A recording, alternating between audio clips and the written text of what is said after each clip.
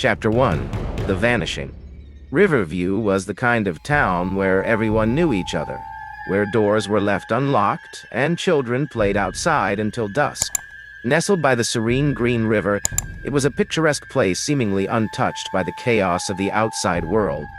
But that tranquility was shattered one crisp autumn evening when Sarah Mitchell, a beloved waitress from the local diner, vanished without a trace.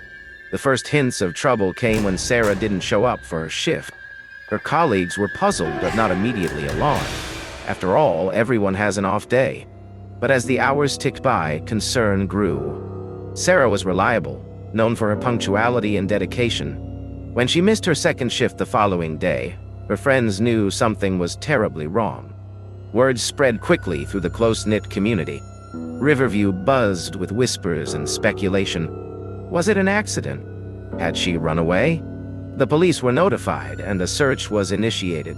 Volunteers combed the woods and fields, calling her name into the fading light, but there was no sign of Sarah. A week later, the unthinkable happened. Two boys, fishing by the Green River, stumbled upon a grisly discovery. Sarah's lifeless body, partially submerged in the murky water, was caught on a fallen tree branch. Her eyes stared blankly at the sky, a haunting testament to the violence that had claimed her life. Detective John Mercer was called to the scene. A seasoned investigator with a sharp mind and a haunted past, Mercer had seen his fair share of horror, but nothing like this. As he stood by the riverbank, the cold water lapping at his boots, Mercer felt a chill that had nothing to do with the autumn air. The crime scene was cordoned off, and forensic experts meticulously combed the area for clues. Sarah's body was handled with the utmost care, transported to the morgue for a thorough examination. Mercer took in every detail, his mind racing to piece together what had happened. The river, once a symbol of tranquility, now felt ominous, its waters hiding dark secrets. Mercer gathered his team, a group of dedicated officers, each with their own reasons for joining the force. There was Rachel, a forensic expert with a keen eye for detail; Tom, a veteran detective known for his interrogation prowess; and Linda, a tech-savvy analyst who could trace even the faintest digital footprint. Together, they pledged to find the person responsible for this heinous act. As the investigation began, the team delved into Sarah's life, looking for any clue that might point to her killer. They interviewed her friends and family, piecing together her final days. Sarah had been well-liked with no known enemies. Her disappearance and subsequent murder seemed senseless, random. The autopsy revealed the brutal nature of the crime. Sarah had been strangled, her body showing signs of a violent struggle. Rachel meticulously cataloged the evidence, noting every bruise, every mark. But there were a few leads, and no witnesses had come forward. Mercer couldn't shake the feeling that there was more to this than a simple murder. The Green River seemed to hold secrets, its murky depths hiding untold stories. And then, as if to confirm his suspicions, another woman disappeared.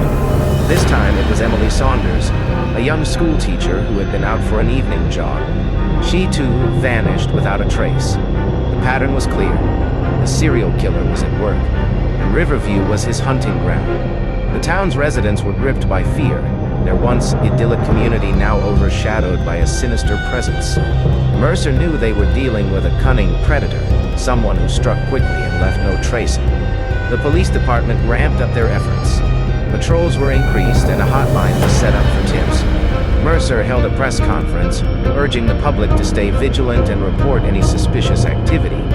The media descended on Riverview, their cameras capturing the tension and fear that now permeated the town. Days turned into weeks, and the investigation seemed to be at a standstill. Mercer and his team worked tirelessly, but the killer remained elusive. They revisited the crime scenes, hoping to find something they had missed. Rachel and Tom re-interviewed witnesses, while Linda scoured digital records for any sign of the killer. One evening, as Mercer walked along the riverbank, he noticed something unusual. A small, inconspicuous spot where the grass had been flattened. He knelt down, examining the ground, and found a hidden compartment covered by a loose stone. Inside, he discovered an origami swan, carefully folded and pristine. Mercer stared at the delicate paper bird, a stark contrast to the brutality of the murders. It was a message, a signature. The killer was playing a game, and he was leaving clues. Mercer felt a surge of determination. This was the breakthrough they needed. The team redoubled their efforts, analyzing the origami swan and its implications. As they worked late into the night, a sense of urgency gripped the task force. The killer was out there, and they had to stop him before he struck again. The Green River, once a symbol of life and serenity, had become a place of dread. But Mercer was determined to uncover its secrets, to bring justice to Sarah and Emily, and to restore peace to Riverview. Chapter 2: The Investigative Team. Detective John Mercer had always been a lone wolf, but the magnitude of the Green River case demanded a team effort. Riverview's police department was small, and the recent murders had stretched its resources thin. Mercer knew he needed the best minds and skills available, so he assembled a special task force, handpicking officers with diverse expertise. The team included Rachel Bennett, a forensic expert with a reputation for her keen eye and methodical approach. She had faced skepticism throughout her career, constantly needing to prove herself in a male-dominated field. Her work was meticulous, her focus unyielding, and her resolve hardened by years of battling both crime and prejudice. Tom Harrison, a veteran detective known for his interrogation prowess.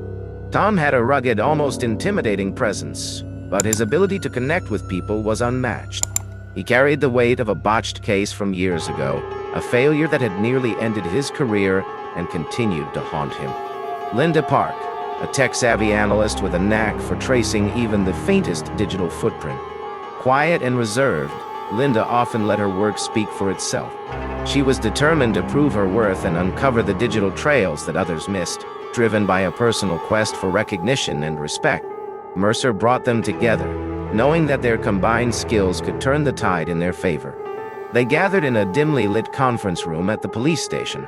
A map of Riverview spread out on the table, red pins marking the sites of the disappearances and discoveries. "We're dealing with a methodical killer," Mercer began, his voice steady. "Sarah Mitchell and Emily Saunders. Two women, both snatched from their routines and left as messages by the Green River. We need to find the connections, the patterns." Gathering evidence, the team delved into the victims' lives, reconstructing their final days. They interviewed friends, family, and acquaintances, piecing together timelines and looking for any clues that might lead them to the killer. Mrs. Johnson, the diner owner where Sarah had worked, was one of the first to be interviewed. "I saw her that morning," Mrs. Johnson recalled, her eyes red from crying. "She seemed fine, just like any other day.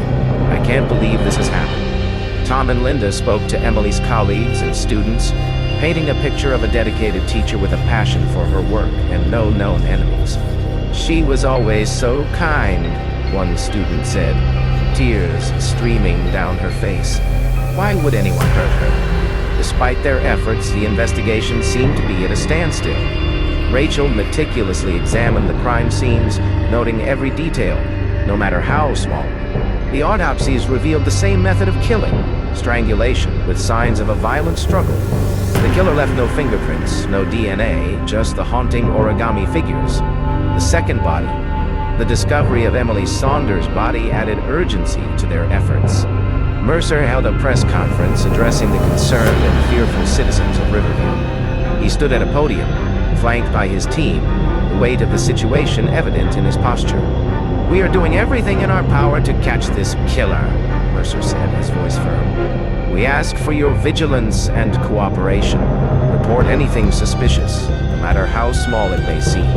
The media frenzy intensified, with reporters hounding the police for updates.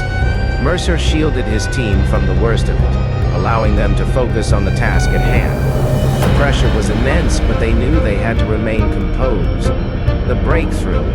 One night, as Mercer sat in his office, poring over the evidence once more, he noticed something. The origami figures. Each one was different, but they shared a common trait. Each was crafted from paper that bore subtle, almost indiscernible watermarks. Linda traced the paper to a specialty store in a neighboring town.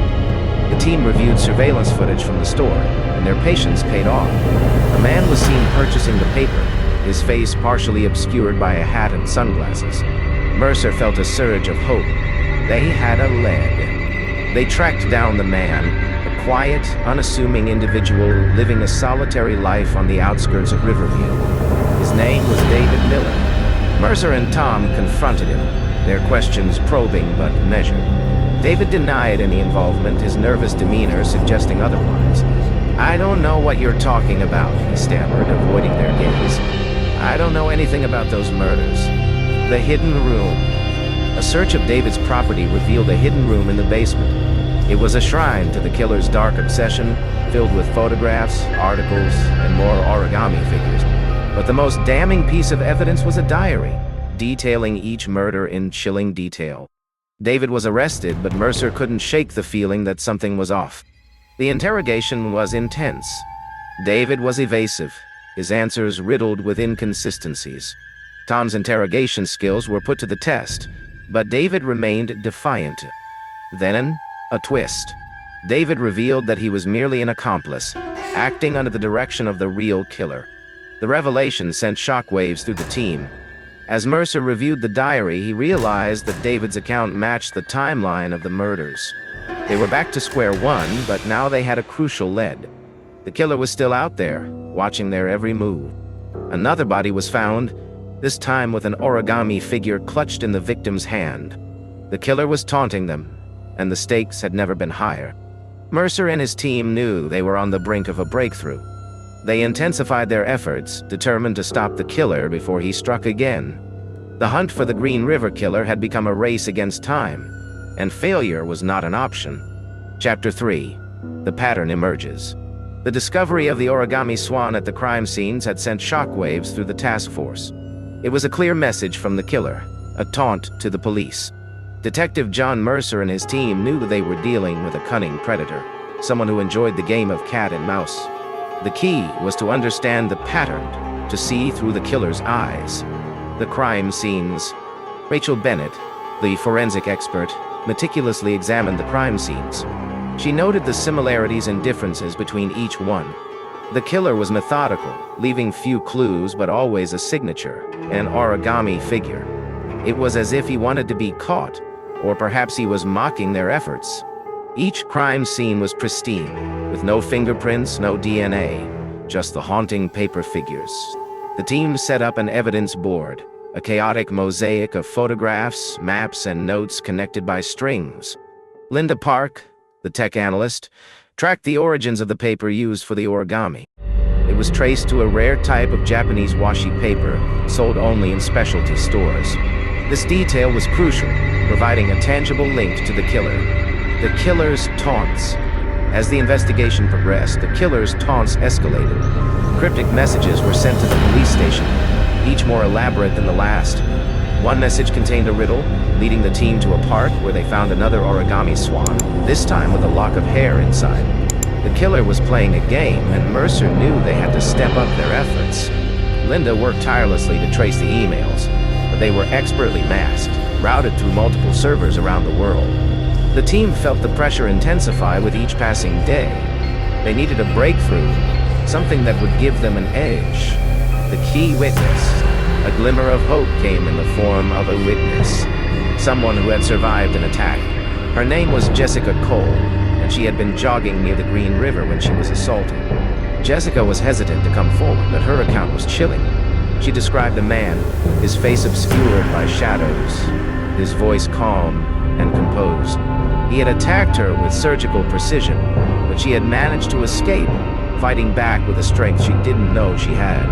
Jessica's description was vague, but it gave the team a glimmer of hope. She described a tattoo on the attacker's wrist, a small, intricate design that she couldn't quite identify. Tom Harrison, the veteran detective, and Rachel worked with a sketch artist to recreate the tattoo based on Jessica's memory. The resulting image was distributed to police departments and tattoo parlors in the area, hoping for a lead. The press conference. Mercer held another press conference to alert the public. The room was packed with journalists, their cameras flashing, capturing the detectives' every word. Mercer outlined the pattern they had discovered, urging the public to remain vigilant and report any suspicious activity. "The killer is methodical, calculated," Mercer said, his voice steady. "We believe he has a specific pattern, and we need your help to identify him. If you see anything unusual, please contact the hotline." Together, we can bring this monster to justice. The press conference had the desired effect. Tips poured in, most of them dead ends, but a few provided promising leads.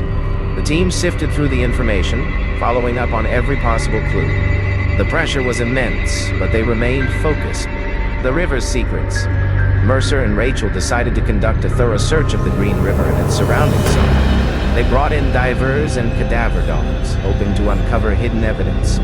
One afternoon, as the sun dipped low on the horizon, a diver emerged holding a small metal box.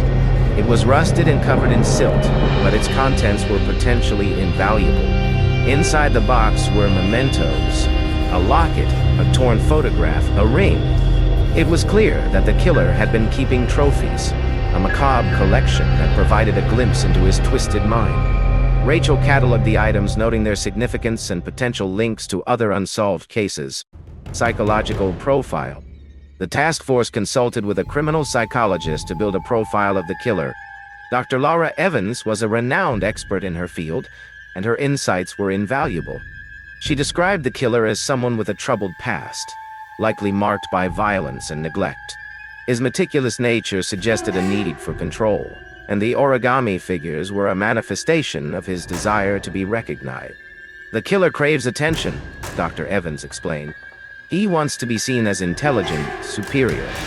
The origami is his signature, a way to leave his mark. He's playing a game, and he believes he's winning. Mercer and his team used this profile to narrow down their list of suspects. They focused on individuals with a history of violence, particularly those with a background in crafts or hobbies involving intricate work. The search was painstaking, but they knew they were getting closer. A close call. One evening, as Mercer walked along the riverbank, he noticed something unusual. A small, inconspicuous spot where the grass had been flattened. He knelt down, examining the ground, and found a hidden compartment. Inside, he discovered more origami figures, each one a silent testament to the killer's presence. The discovery was a breakthrough, but it also meant the killer was watching them, always one step ahead. The team continued their search, determined to catch the killer before he struck again. They knew the river held more secrets, and they were prepared to uncover every one of them. The hunt for the Green River Killer had become a race against time, and they were determined to win. Chapter 4. The Green River's Secrets. The Green River, once a symbol of life and serenity, had become a chilling reminder of the darkness lurking beneath Riverview's surface. As the investigation deepened, Detective John Mercer and his team knew that the river itself might hold crucial clues to unmasking the killer. They planned a comprehensive search, determined to uncover every secret the river concealed. The search. The task force assembled early one crisp morning, the air thick with anticipation. Divers suited up, their neoprene wetsuits glistening in the dawn light, while cadaver dogs barked anxiously, eager to begin their work. The Green River stretched out before them, its waters dark and foreboding. Mercer addressed the team, his voice steady but urgent. "We're looking for anything out of the ordinary," he said. "Evidence, bodies, hidden compartments. Whatever we find, it could be the key to stopping this killer." Rachel Bennett led the forensic team, coordinating the divers and the dog handlers. She was meticulous, her eyes scanning the riverbank for any sign of disturbance. The divers slipped into the water, their movements methodical as they combed the riverbed. The dogs sniffed along the shore, their handlers following closely. After hours of painstaking work, a diver emerged holding a small metal box. It was rusted and covered in silt, but Rachel carefully cleaned it off, her hands steady despite the excitement coursing through her veins. Inside were mementos, a locket, a torn photograph, a ring. Each item was cataloged and sent to the lab for further analysis. Hidden evidence. The team also found other hidden compartments along the riverbank, each revealing more origami figures and personal items linked to the victims. Mercer felt a chill as he realized the extent of the killer's obsession. The river was his dumping ground, a place where he could both dispose of evidence and leave his macabre calling cards. Linda Park analyzed the contents of the boxes, tracing their origins and identifying the victims they belonged to. Each item provided a piece of the puzzle, bringing them closer to understanding the killer's methods and motivations. The psychological profile developed by Dr. Laura Evans became even more crucial. The killer's past. Flashbacks interspersed with the investigation provided glimpses into the killer's past. A troubled childhood marked by violence and neglect had shaped him into the monster he had become. His mother, a domineering figure, had been both abusive and neglectful, leaving emotional scars that never healed. The young boy had found solace in creating origami, a way to exert control over his chaotic world. As the boy grew older, his fascination with origami turned darker. He began to associate it with power and control, using it to mark his violent acts. The river, where he had once played as a child, became the stage for his gruesome performances. The task force's discovery of these hidden relics painted a grim picture of a man tormented by his past, using his victims to reenact his own trauma. The psychological profile. Dr. Evans' insights were invaluable. She explained that the killer's meticulous nature and his use of origami were indicative of a need for control and recognition. Each murder was a way for him to assert his dominance, to prove his superiority. The origami figures were not just signatures, they were trophies, tokens of his conquests. The killer is driven by a compulsion to relive his trauma, Dr. Evans explained. Each victim represents a part of his past, a way for him to exert control over his own history. The river, a constant in his life, is both his playground and his graveyard. Mercer knew that understanding the killer's psyche was crucial to catching him. They analyzed every detail, every piece of evidence, trying to anticipate his next move. The psychological profile helped narrow down the list of suspects, focusing on individuals with similar backgrounds and behaviors. A close call. One night, as Mercer walked along the riverbank, he noticed something unusual. A small, inconspicuous spot where the grass had been flattened. He knelt down, examining the ground, and found a hidden compartment. Inside, he discovered more origami figures, each one a silent testament to the killer's presence. The discovery was a breakthrough, but it also meant the killer was watching them, always one step ahead. Mercer felt a surge of frustration. They were so close, but the killer seemed to anticipate their every move. He decided to use this to their advantage, to set a trap that would exploit the killer's arrogance. The team worked late into the night, devising a plan that would lure the killer out into the open. Setting the trap, the plan was simple but risky. They would use the media to their advantage, planting false information about the investigation to provoke the killer into making a mistake. Mercer held another press conference, carefully choosing his words to suggest that they were closing in on a suspect. "The investigation is progressing," Mercer said, looking directly into the cameras. "We have several strong leads, and we're confident that an arrest will be made soon. We urge the public to remain vigilant and report any suspicious activity." The killer's response was swift. Another message was sent to the police station, this time more aggressive, taunting them for their perceived incompetence. Mercer knew they had struck a nerve. They set up surveillance around the Green River, using hidden cameras and undercover officers to monitor the area. One night, as they watched the feeds, a figure emerged from the darkness. The killer moved with a predatory grace, unaware that he was being watched.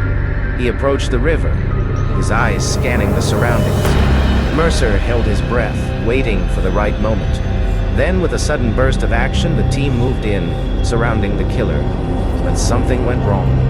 The killer fought back with unexpected ferocity, slipping through their grasp.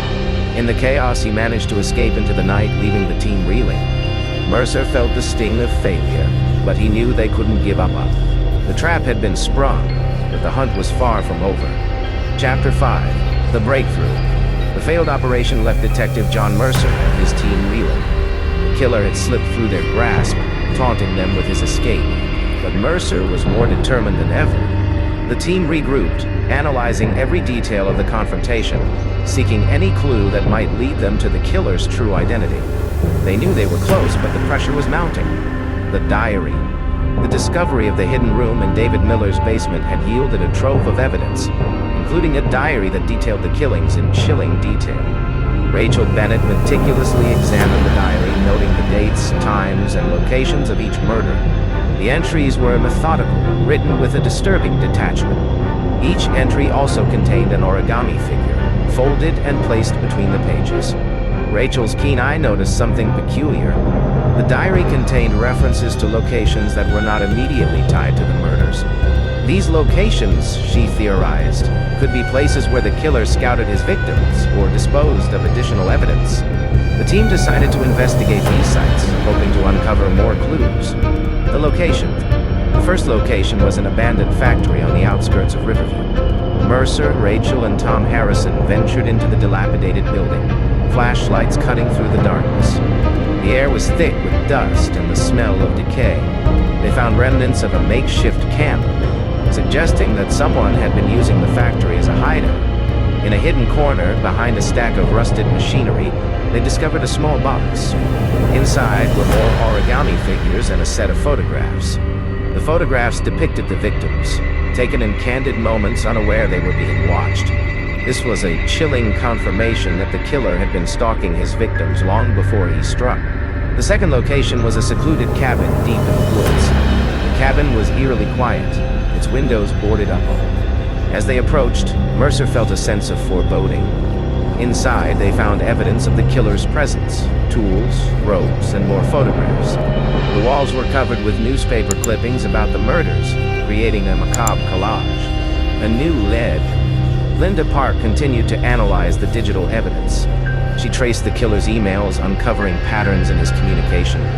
The emails were routed through multiple servers, but Linda managed to identify a recurring IP address. This address was linked to a public library in a neighboring town. The team set up surveillance at the library, hoping to catch the killer in the act. Days turned into weeks, and the team's patience was tested. Then, one afternoon, a man entered the library, using the public computer to send an email. The team moved in, apprehending him before he could flee. His name was Richard Lyle, a quiet, unassuming man who lived alone. Lyle fit the psychological profile. Troubled past, meticulous, and a fascination with control. The interrogation. Tom Harrison led the interrogation, his calm demeanor masking the intensity of his questions. Richard Lyle was initially uncooperative, denying any involvement in the murders. But Tom's persistence paid off. Slowly, Lyle began to crack, his facade of innocence crumbling. Lyle admitted to sending the emails and to creating the origami figures, but he claimed he was following orders from someone else. This revelation shocked the team. They had believed Lyle to be the mastermind, but he was merely an accomplice. The real killer was still out there, orchestrating the murders from the shadows. Lyle provided a name: Samuel Price. Price was a former resident of Riverview who had disappeared years ago. He had a history of violence and was known for his obsession with control and manipulation. The team realized that Price had been using Lyle as a pawn in his deadly game. The manhunt. With a new target in their sights, the team launched an intense manhunt for Samuel Price. They scoured his known haunts, interviewed former associates, and traced his digital footprint. Price was a ghost, always staying one step ahead. The urgency of the situation grew as they feared he might strike again. One night, as Mercer reviewed the case files, he noticed a pattern in Price's movements. The locations where he had been sighted formed a rough circle around Riverview, with the Green River at its center. Mercer theorized that Price was using the river as his anchor, always returning to its banks. The team set up surveillance along the Green River using hidden cameras and undercover officers. They monitored the area day and night, waiting for Price to make a move. The tension was palpable, every shadow a potential threat, the confrontation. Their vigilance paid off. One rainy night, a figure emerged from the woods, moving towards the river. Mercer and his team watched from their concealed positions, their hearts pounding. The figure matched Price's description. He moved with a predatory grace, unaware that he was being watched. As Price approached the riverbank, Mercer gave the signal. The team moved in, surrounding Price with precision. Price fought back with a ferocity that surprised them, but they were prepared. After a brief but intense struggle, Price was subdued and taken into custody. The relief was overwhelming. They had finally captured the Green River killer. Mercer and his team felt a mix of triumph and exhaustion. The hunt was over, but the scars of the case would linger long after Price was behind bars. The final revelation. During his interrogation, Samuel Price revealed the full extent of his crimes. He described his motivations, his need for control, and his obsession with the Green River. The origami figures were his signature, a way to taunt the police and assert his superiority. Price's revelations were shocking, but they provided the closure the team needed. They had stopped a monster, bringing peace to Riverview. Mercer reflected on the journey, knowing that the case had changed him and his team forever. Chapter 6. The Trap. The capture of Samuel Price marked a significant breakthrough in the Green River Killer case, but Detective John Mercer and his team knew that their work was far from over. Price's revelations had confirmed that he was the mastermind behind the murders. But the meticulous nature of his crimes suggested that he had prepared for every eventuality. The team needed to ensure that Price was held accountable, and they had to anticipate any moves he might have made to protect himself or continue his deadly work. Detailed planning. The task force regrouped to devise an elaborate plan to trap Price and ensure a watertight case against him. They reviewed every piece of evidence they had collected, from the diary in David Miller's basement to the photographs and origami figures found in the abandoned factory and secluded cabin. Mercer knew they had to be meticulous, as Price's cunning meant any oversight could lead to him slipping through the legal system's cracks. Rachel Bennett took charge of the forensic evidence, ensuring that every item was cataloged and analyzed. She worked closely with Linda Park, who continued to trace Price's digital footprint, looking for any hidden communications or contingencies he might have set up. Tom Harrison focused on the psychological aspects, preparing for the intense interrogation that would follow Price's capture. The psychological game. Dr. Laura Evans, the criminal psychologist, played a crucial role in understanding Price's mind. She briefed the team on how to handle the interrogation, emphasizing the importance of maintaining control and not allowing Price to manipulate them. Price is a master manipulator, Dr. Evans explained. He thrives on control and will use every opportunity to assert his dominance. You must remain calm and focused. Do not let him provoke you. Tom Harrison, with his calm demeanor and interrogation prowess, was chosen to lead the questioning. He spent hours preparing, reviewing Dr. Evans' insights and studying Price's psychological profile. He knew that breaking Price would require patience and precision. Setting the trap. To ensure they had Price completely cornered, the team decided to set up a controlled environment where Price would believe he had the upper hand. They orchestrated a media leak, subtly suggesting that the police were still looking for additional suspects, and that Price might not be the sole mastermind. The goal was to provoke Price into revealing more about his operations and any potential accomplices. The press conference was carefully staged. Mercer stood before the cameras, flanked by his team, and delivered the prepared statement. "Our investigation is ongoing," Mercer said, his tone measured. "We believe there may be others involved in these heinous crimes. We are following several leads and are confident that we will bring all those responsible to justice." The message was clear. The police were still piecing together the full picture. Price, watching from his holding cell, would see this as an opportunity to assert his control and prove his superiority. The interrogation. The plan worked. Price, feeling the need to demonstrate his dominance, began to talk. Tom Harrison led the interrogation with a calculated approach, letting Price believe he was guiding the conversation. Price, eager to showcase his brilliance, divulged details about the murders, his motivations, and even hinted at other crimes he had committed. Price's arrogance was his downfall. He reveled in the attention, describing his methods with a chilling detachment. He detailed how he selected his victims, stalked them, and executed his plans. Each murder was a carefully crafted piece of his twisted masterpiece, with the origami figures serving as his signature. Unexpected turn of events. As the interrogation progressed, Price mentioned a name the team hadn't encountered before: Michael Rourke. According to Price, Rourke was a former accomplice who had helped him with some of the earlier murders but had disappeared years ago. This revelation sent shockwaves through the task force. They had believed Price to be the sole mastermind, but now they faced the possibility of another dangerous individual being out there. The team quickly mobilized to investigate Rourke. They dug into old records, tracing his last known whereabouts and any connections he might have had to Price. The search led them to a remote farmhouse on the outskirts of a neighboring town. The property had been abandoned for years, but signs indicated that someone had been there recently. The remote farmhouse. Mercer, Rachel, Tom, and a tactical team approached the farmhouse with caution. The building was in a state of disrepair, its windows boarded up and the yard overgrown. They entered cautiously, flashlights cutting through the darkness. Inside, they found a chilling sight. The walls were covered with photographs of the victims, and a workbench was strewn with origami paper and tools. As they explored further, they found a hidden room beneath the farmhouse. The room was a replica of the hidden compartment they had found by the Green River, complete with more origami figures and personal items belonging to the victims. It was clear that this had been another of Price's lairs, a place where he and Rourke had plotted their crimes. The final confrontation. As the team continued to search the farmhouse, they heard a noise from the back of the property. They moved quickly and silently, their weapons drawn.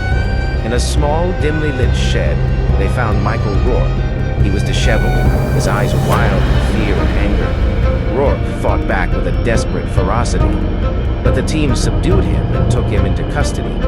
Rourke's capture was a critical victory. Under intense interrogation, he revealed his role in the murders and provided further evidence that linked him and Price to the crimes. The team now had the final pieces of the puzzle, and they worked tirelessly to build an airtight case. Sealing the case? With Rourke in custody and Price's detailed confessions, Mercer and his team ensured that the evidence was irrefutable. They worked closely with the district attorney's office, preparing for the trial. The community of Riverview, though still reeling from the horrors, began to feel a sense of closure as justice was served. The trial was a media sensation, with Price and Rourke facing the full weight of the law. The task force's meticulous work paid off, and both men were convicted on multiple counts of murder, ensuring they would never harm anyone again. Reflection. As the case drew to a close, Mercer reflected on the journey. The hunt for the Green River Killer had tested him and his team in ways they could never have imagined. They had faced the darkest aspects of human nature and emerged stronger for it. The river, once a symbol of dread, now stood as a testament to their perseverance and dedication. Mercer knew that the scars of the case would linger, but he also felt a deep sense of accomplishment. They had brought justice to the victims and their families, and Riverview could begin to heal. Chapter 7. The Truth Unveiled. The capture of Michael Rourke and the unraveling of Samuel Price's intricate web of terror had brought a semblance of closure to the Green River Killer case. However, for Detective John Mercer and his team, the journey was far from over. They were determined to uncover the full truth behind the murders and ensure that justice was served. Interrogation of Michael Rourke. Michael Rourke was a tough nut to crack. Unlike Price, who reveled in his own intellect and control, Rourke was more guarded, his demeanor a mix of fear and defiance. Tom Harrison, with his calm and patient approach, took the lead in the interrogation. Dr. Laura Evans provided psychological insights, helping Tom navigate the complexities of Rourke's mind. "Rourke, we know you were involved," Tom said, his voice steady. "The evidence is overwhelming. The only way to help yourself now is to tell us everything." Rourke's eyes darted around the room, searching for an escape that wasn't there. Slowly, he began to talk. He described how he had met Price, their shared history of violence, and how Price had manipulated him into becoming an accomplice. Rourke detailed the planning of the murders, the meticulous care they took in avoiding detection, and the roles they each played. Unraveling the motive, the team pieced together Rourke's confession with the evidence they had collected.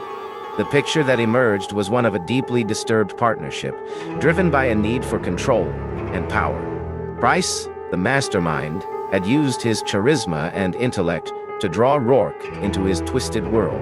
Together, they had formed a deadly alliance, with Price orchestrating the murders and Rourke executing his orders. Dr. Evans explained the psychological dynamics between Price and Rourke. Price was the dominant figure, using his manipulation skills to exert control over Rourke. Rourke, with his history of abuse and trauma, was susceptible to Price's influence, finding a sense of purpose in the acts of violence. Price provided Rourke with a twisted form of validation, Dr. Evans said. He made him feel powerful, needed. In return, Rourke carried out the murders with a sense of loyalty and fear. Shocking revelations. As Rourke's confession continued, he revealed details that shocked the team. Price had not only orchestrated the murders, but had also manipulated the investigation, planting false leads and taunting the police. The origami figures were not just signatures, they were messages, each fold a clue to his next move. Mercer reviewed the diary entries and the evidence again, seeing the patterns that Price had woven into his crimes. Each victim was carefully chosen, each murder meticulously planned. Price had even anticipated his own capture, preparing contingencies to mislead the investigators.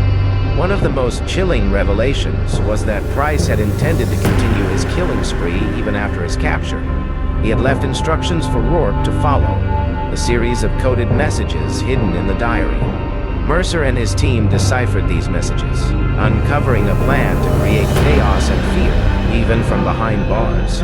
Emotional toll on a team.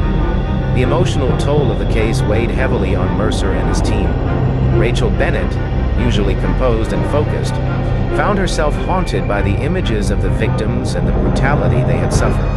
Tom Harrison, despite his calm exterior, struggled with the memories of the interrogation and the darkness he had confronted in Price and Rourke. Linda Park, who had spent countless hours tracing digital footprints and analyzing data, felt the weight of every missed clue, every piece of evidence that had taken them so long to find.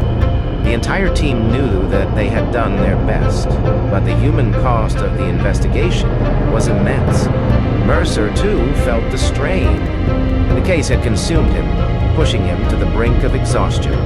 He found solace in the small victories, the breakthroughs, the moments of clarity, but the faces of the victims remained with him, a constant reminder of the lives they were unable to save. The final confrontation with Price.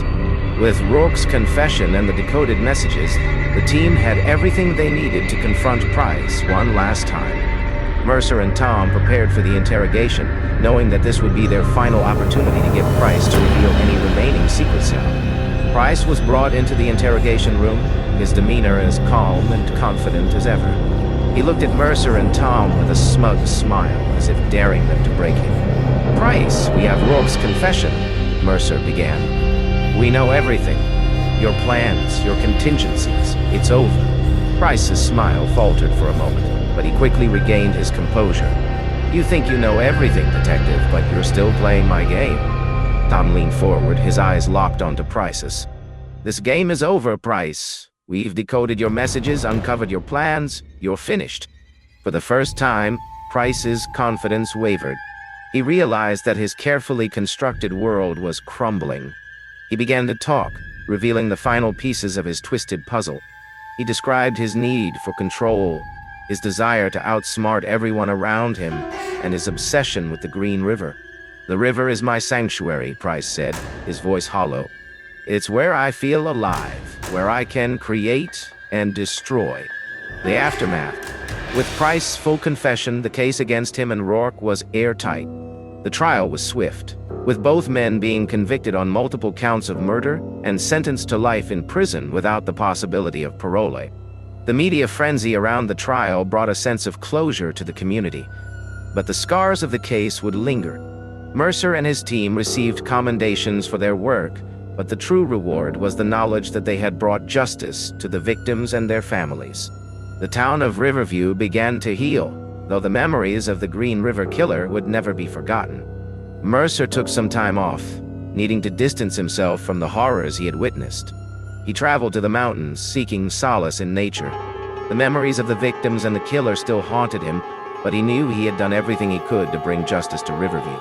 As he stood by a tranquil stream, Mercer thought about the unresolved mysteries that still lingered. The killer's accomplice was in prison, but there were hints of others involved. The case had been closed, but the shadows of the past remained. Mercer knew that some questions would never be answered, but he was at peace with that. The Green River had claimed many lives, but it had also revealed the strength and resilience of those who fought to uncover its secrets. Chapter 8. The Aftermath. The capture and conviction of Samuel Price and Michael Rourke brought a sense of closure to the Green River Killer case, but the shadows of their crimes lingered over Riverview. The town, once a haven of tranquility, was now marked by the memories of the horrors that had unfolded. Detective John Mercer and his team, having faced the darkest aspects of human nature, were left to deal with the emotional and psychological toll of their pursuit of justice. Healing the community. Riverview began the slow process of healing. The town held a memorial service for the victims, a somber ceremony that brought the community together. Families, friends, and neighbors gathered by the Green River, each person carrying a candle. The soft glow of the candles reflected off the water, a symbol of hope and remembrance. Mercer attended the memorial, standing among the mourners. He watched as people shared stories of their loved ones, their voices filled with both sorrow and fond memories. The ceremony was a poignant reminder of the lives that had been lost and the impact the case had on the community. It was also a moment of unity as Riverview came together to honor the victims and support one another. The team's reflection. Back at the police station, the task force disbanded, each member returning to their regular duties. But the bonds they had formed during the investigation remained strong. They had been through a harrowing experience together, and their shared struggle had forged a deep connection. Rachel Bennett continued her forensic work, her expertise now widely recognized. She had always been meticulous, but the Green River case had pushed her to new levels of dedication. The images of the victims and the crime scenes haunted her, but she found solace in knowing that her work had been instrumental in bringing the killers to justice. Tom Harrison, who had faced his own demons during the case, felt a sense of redemption. The success of the investigation and the capture of the killers had restored his confidence and reaffirmed his commitment to his work. He took on a mentorship role, guiding younger detectives and sharing the lessons he had learned. Linda Park, the tech-savvy analyst, received a promotion for her efforts. Her skills in tracing digital footprints and analyzing data had been crucial to solving the case. Despite the recognition, Linda remained humble, knowing that the victory was a team effort. She continued to push the boundaries of forensic technology, driven by a desire to prevent future tragedies. Mercer's personal journey. For John Mercer, the end of the case was both a relief and a burden. The weight of the investigation had taken its toll, and he needed time to process everything he had been through. He took a leave of absence and retreated to the mountains, seeking peace and solitude. In the quiet of the mountains, Mercer found a chance to reflect. He hiked through dense forests and along tranquil streams, allowing the natural beauty to wash over him. The memories of the victims and the relentless pursuit of the killers were never far from his mind, but he began to find a sense of clarity. One morning, as he stood by a mountain stream, Mercer thought about the unresolved mysteries that still lingered. He knew that some questions would never be answered, but he had come to accept that one. The Green River killer case had shown him the depths of human depravity, but it had also revealed the strength and resilience of those who fought for justice. Rebuilding lives. Back in Riverview, life slowly began to return to normality. The town's residents were cautious but hopeful, determined to rebuild their lives and move forward. The police department implemented new measures to enhance community safety, including increased patrols and better support for victims of crime. The families of the victims received counseling and support, helping them cope with their grief. Local organizations and businesses rallied to provide resources and assistance, showing the strength of the community's spirit. Riverview had been shaken, but it was not broken. Memorial and reflection. The town erected a memorial by the Green River, a permanent tribute to the victims. The memorial featured a series of plaques, each inscribed with the names of those who had lost their lives. It also included a sculpture of an origami swan, symbolizing the transformation of pain into resilience. Mercer returned to Riverview for the unveiling of the memorial. He stood with the families, his heart heavy with the memories of the case. The ceremony was a quiet, dignified affair, filled with moments of reflection and solidarity. As the sun set, the river glowed with the light of the memorial, a beacon of hope for the future. Open-ended conclusion. As Mercer walked along the riverbank one last time, he thought about the future. The case had changed him, and he knew that the journey was far from over. There would always be new challenges, new mysteries to solve, but he felt a renewed sense of purpose, ready to face whatever came next. The Green River had claimed many lives, but it had also revealed the strength and resilience of those who fought to uncover its secrecy. Mercer knew that the fight for justice was never truly over, but he was at peace with that. The shadows of the past would always be there, but so too would the light of hope and the promise of a better future.